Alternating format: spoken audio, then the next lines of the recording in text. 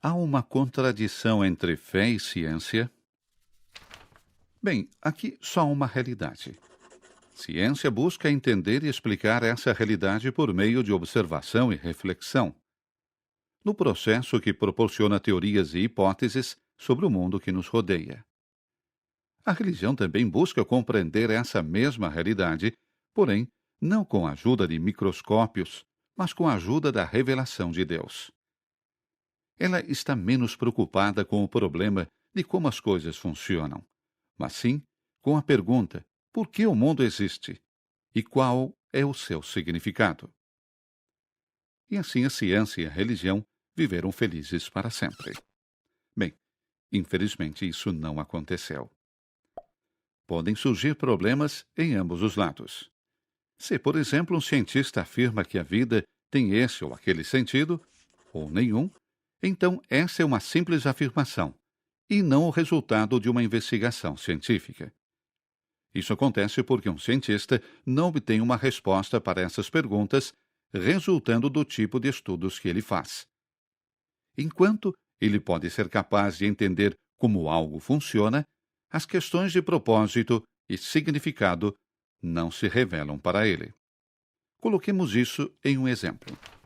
Se eu entender como funciona um carro, como um motor funciona, como todas as partes trabalham em conjunto e assim por diante, no entanto, eu não tenho absolutamente nenhuma ideia de para onde o carro está indo. Paris, Viena, Yerevan. Estudar as partes de um carro simplesmente responde essa pergunta. E no mundo lá fora é muito semelhante. A ciência pode explicar como algo funciona, mas não pode fazer um julgamento sobre seu propósito final ou valor. Na verdade, sempre que a ciência tenta responder a essas questões, torna-se decididamente não científica. Problemas também podem surgir ao lado da religião. Isto acontece sempre que a revelação é mal interpretada. Por exemplo, se a linguagem figurativa encontrada em partes da Bíblia não é entendida como figurativa, mas como palavra por palavra.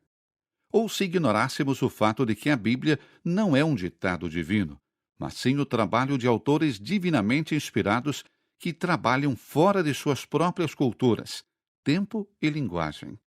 Quando essas coisas são esquecidas, isso pode levar a erros e, muito possivelmente, a conflitos com as disciplinas da ciência.